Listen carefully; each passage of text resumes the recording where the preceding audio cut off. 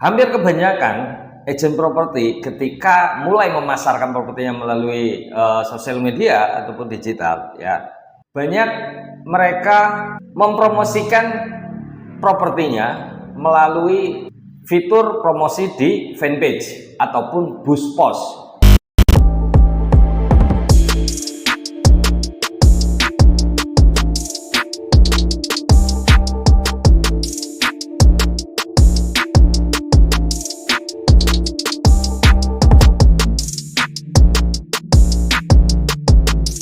Halo sahabat pejuang closing dimanapun Anda berada, kembali lagi bersama saya Ahmad Say.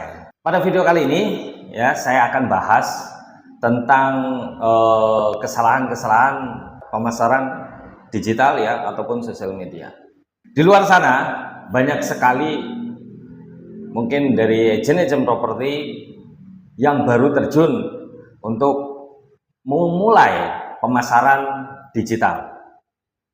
Nah, kesalahan-kesalahan ini sering kali dilakukan oleh mereka yang baru mengenal tentang digital. Nah, apa aja kesalahan itu? Ya, kita bahas satu persatu. Yang pertama, hampir kebanyakan agen properti ketika mulai memasarkan propertinya melalui sosial media ataupun digital, ya, banyak mereka mempromosikan propertinya melalui fitur promosi di fanpage ataupun boost post. Ini sering kali dilakukan oleh agen properti yang baru terjun ke digital. Sebenarnya tidak ada yang salah ketika kita mempromosikan properti kita melalui boost post. Hanya saja jika di sini teman-teman ingin mendapatkan ataupun ingin memiliki lead yang banyak, tentunya dengan boost post itu sudah salah, karena boost post itu hanya menjangkau orang lebih luas.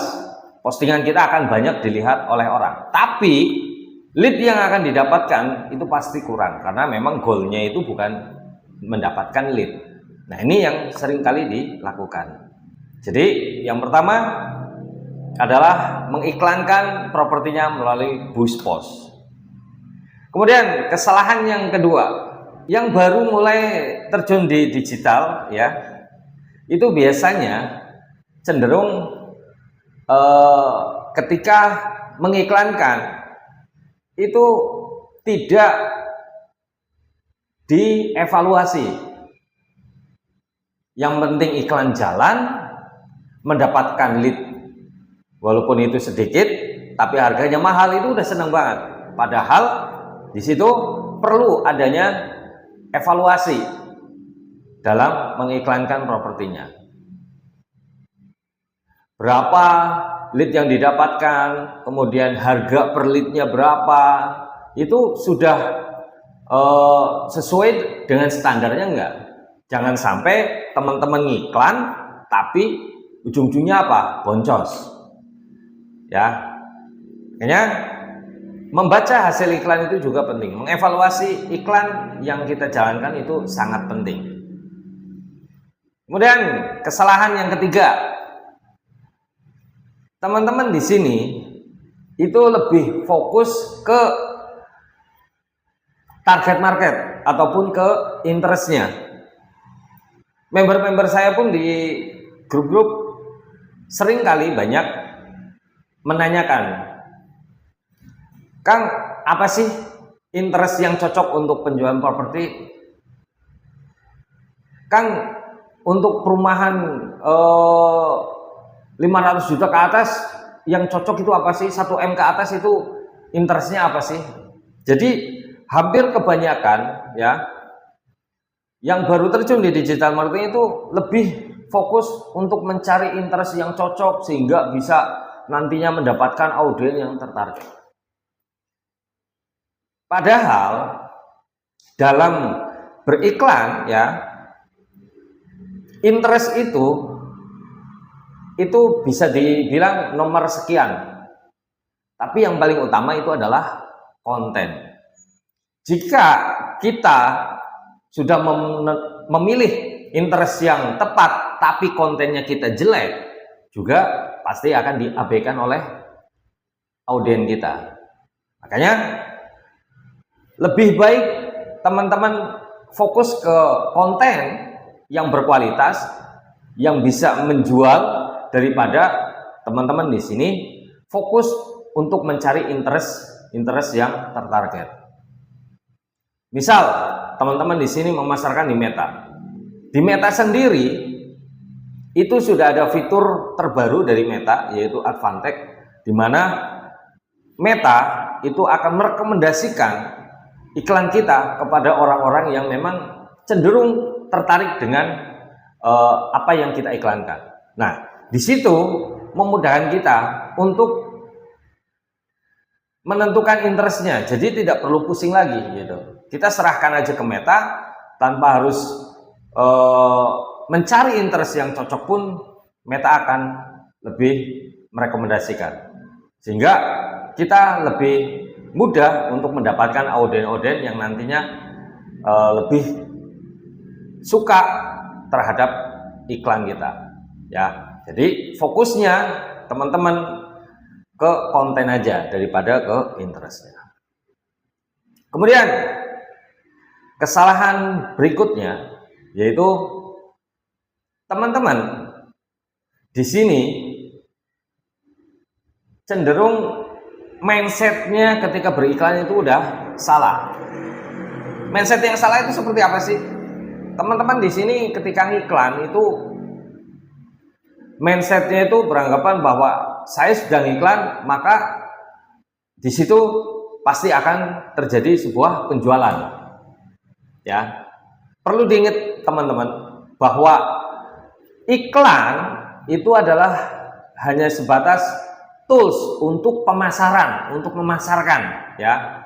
Ibaratnya kalau seumpama kayak offline, ya kita memiliki sales yang dia sebar brosur keliling untuk menawarkan ke orang-orang, keliling untuk memperkenalkan produknya. Nah, sama aja di Meta. Meta itu hanya sebatas tools untuk memasarkan, ya, apa yang kita iklankan. Jadi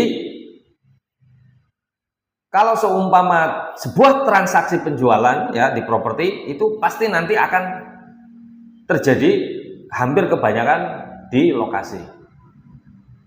Jadi Meta ini hanya sebatas perantaranya aja untuk mempertemukan ke konsumen. Baru dari si konsumen tetap kita harus follow up, kita ajak ke lokasi, survei, dan memilih unitnya. Ya, jadi di sini mindsetnya teman-teman perlu diperbaiki. Jangan sampai ketika ngiklan beranggapan atau berharapan teman-teman nanti bisa langsung meningkatkan penjualannya. Kemudian teman-teman di sini, ya, ketika teman-teman mulai beriklan, tentunya teman-teman juga harus konsisten. Jangan sampai baru habis berapa, budget berapa gitu kan, sudah berhenti karena memang belum menghasilkan. Nah, di sini perlu konsistensi teman-teman untuk tetap menjalankan iklannya. Kenapa seperti itu?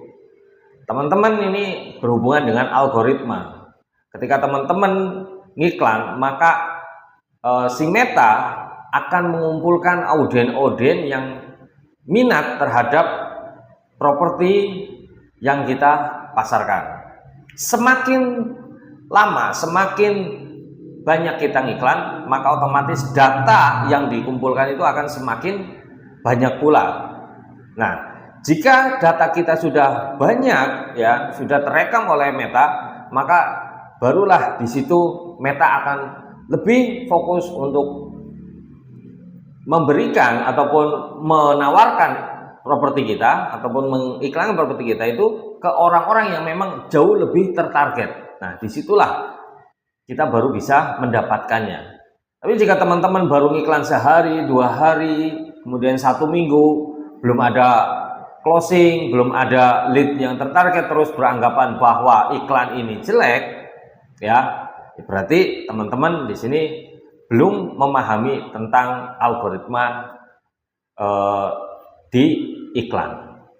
Nah, itu semua teman-teman perlu perhatiin ya, teman-teman perlu cerna kembali sehingga teman-teman nanti ketika ngiklan udah siap dan juga bisa efektif untuk menjualkan propertinya.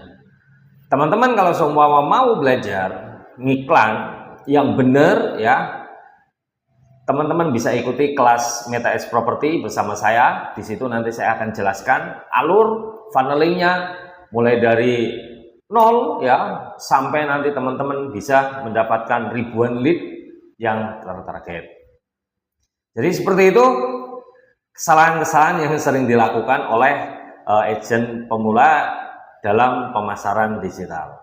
Jangan lupa teman-teman, kalau semua ada pertanyaan silahkan tulis di kolom komentar.